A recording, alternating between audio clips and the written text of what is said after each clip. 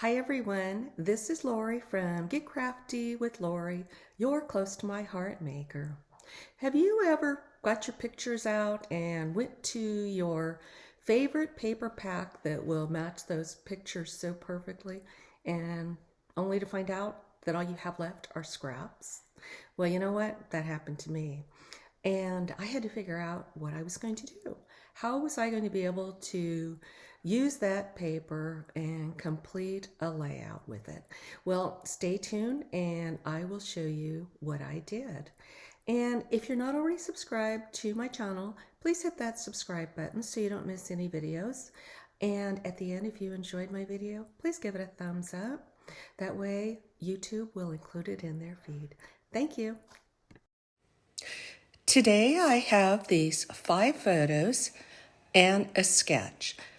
I cut my photos down to 3 by 4 from 4 by 6 photos. Because I have 5 photos, I'm going to make it into a 2-page layout and carry this whole pattern over to the other side. I'm finishing up a scrapbook of me and my husband from our 2015 trip to Europe. We visited London, Paris, Amsterdam, and Copenhagen. And in Copenhagen, on the way to the Little Mermaid statue, we saw this adorable little church that sat on a pond here. Look how gorgeous this reflection is in the pond. I have these scraps left over from the beautiful change of scenery collection. I especially love this postage stamp piece, and I want to use it on my layout, but I don't have enough paper left in this pack to make a complete layout. I have a few choices for what I can do. One, I can order an extra paper pack, and that's fine if you absolutely love it, which of course I do. Or I could go into my stash and find something that matches. I've become somewhat of a hoarder with paper, and my goal is to try to use it. If you notice, most paper companies use the same colors season after season in their paper, and you can mix the collections.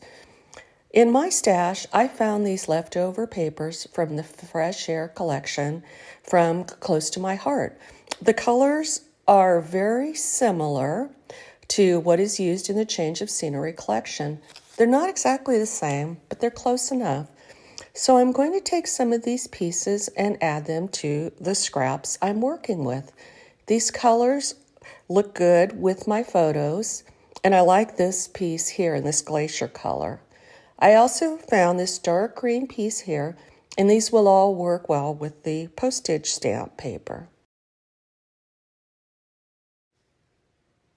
I've taken a piece of white daisy cardstock and matted it in espresso cardstock.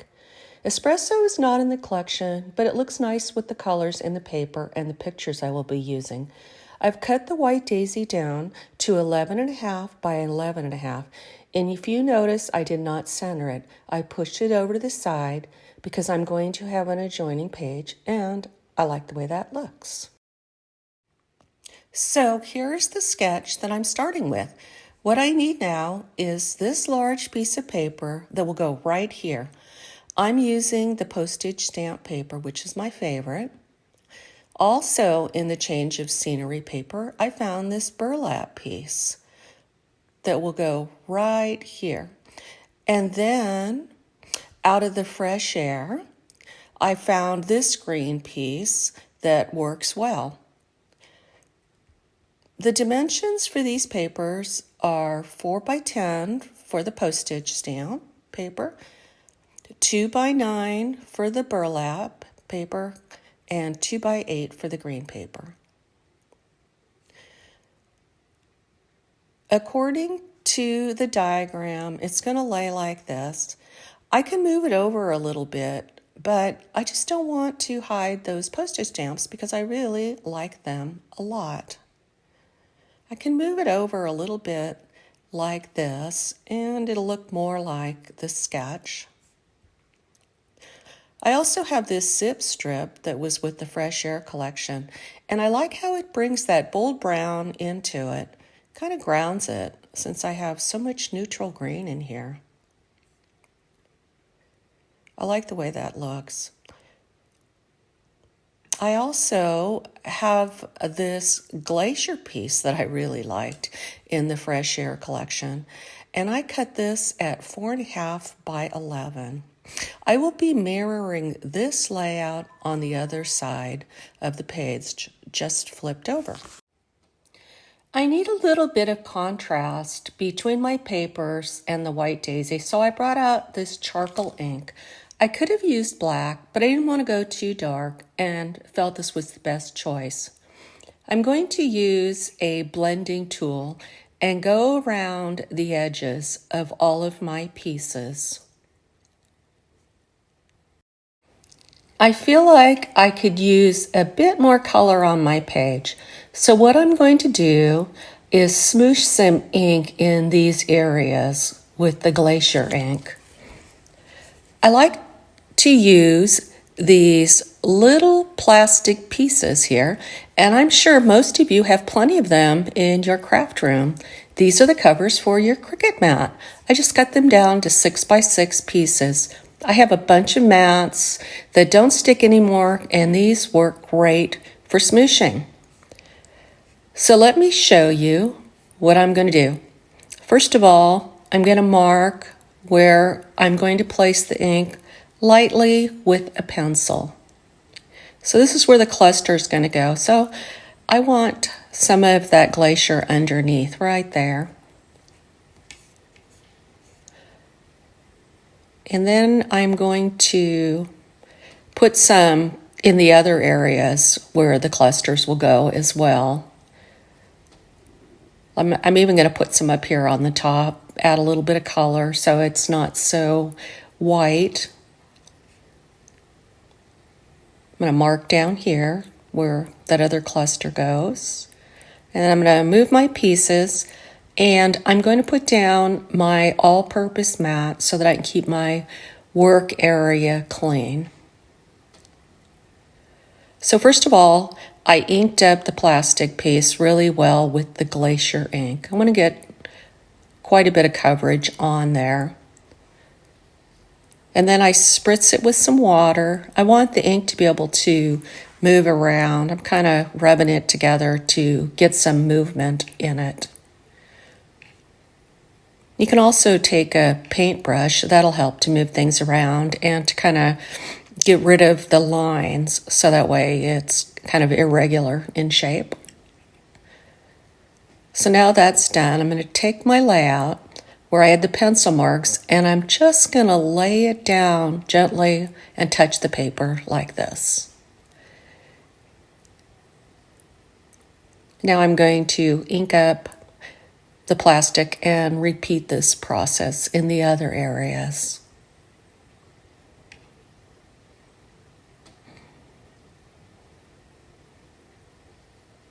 So just gently touch it to the paper, just like that. I really like when I add some extra color to the white daisy. It helps to make your embellishments pop when it's right behind them. So I'm going to get all these other areas done. I made a little mistake up at the top. If you look, you can see there's like a little corner, and I'm going to touch that up with some of this extra ink, and I think I can fix that. There we go. That's looking pretty good. The one thing about mixed media is that it's not perfect, so it's okay to have little imperfections on your page like this. So looks like I need just a little bit more to fix that spot. And now that should be good. Looks great. I like it. Okay, now I am ready to go ahead and put down my pieces.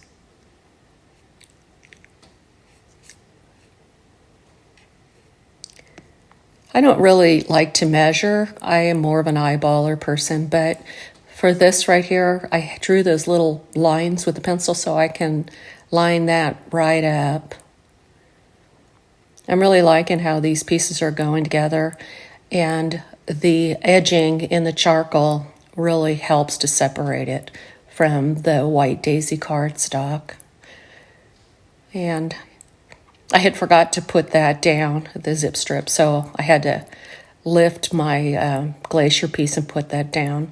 I also backed my photos with a tiny bit of the black cardstock. I just left a tiny little border around them. And now I am going to show you how I made my embellishments. I started with this stamp set called from the Dream Maker collection. There are two sides. One has words and the other has flowers and blotches. I used the flowers, the flower pieces and the blotches to make my embellishments. The colors of ink I used are lemonade, papaya, and bluebird. And the bluebird is done in second generation, and I'm going to show you how I did that. I took the blotch, and here's how the colors look. As you can see, bluebird is really a bright color. But by doing second generation, which I'm going to show you how to do, it tones it down. And look at how nice it looks with the lemonade and the papaya. So I go ahead and I take my stamp and ink it up really well. And then I go ahead and gently press it down. And then without re-inking, I stamp it a second time. And that's what we call second generation stamping.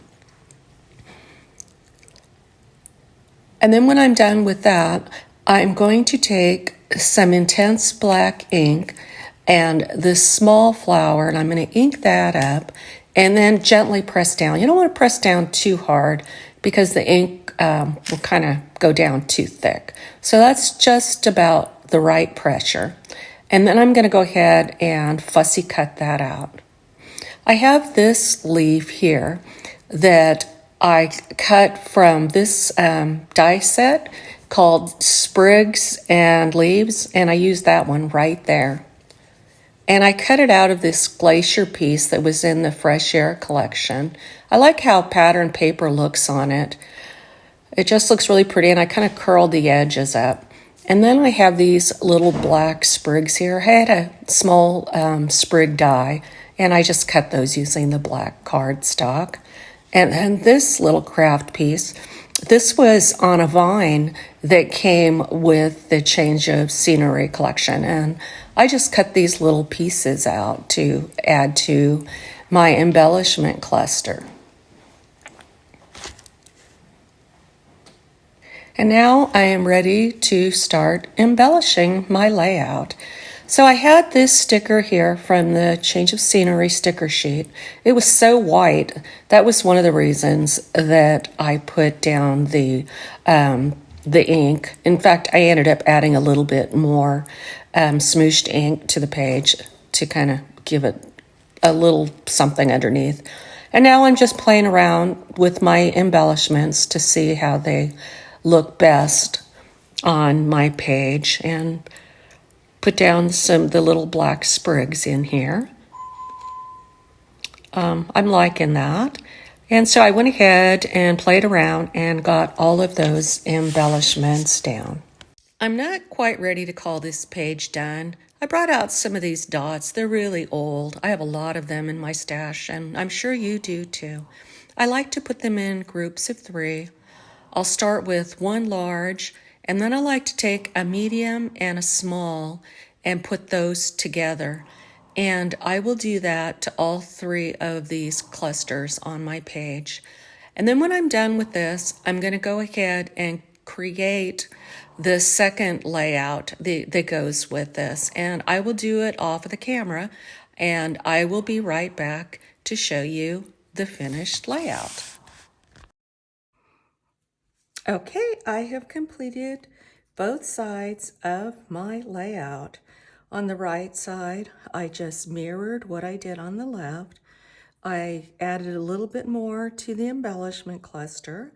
I put a cluster down here, and I added an extra photo. And the reason I did that is I was going to put a journaling spot here, but I had this big empty space. And so I decided to put the journaling here, and I added a couple of extra little flowers and put my little dots and sprigs on, and I hope you like this layout. It's making me very happy and bringing back really good memories.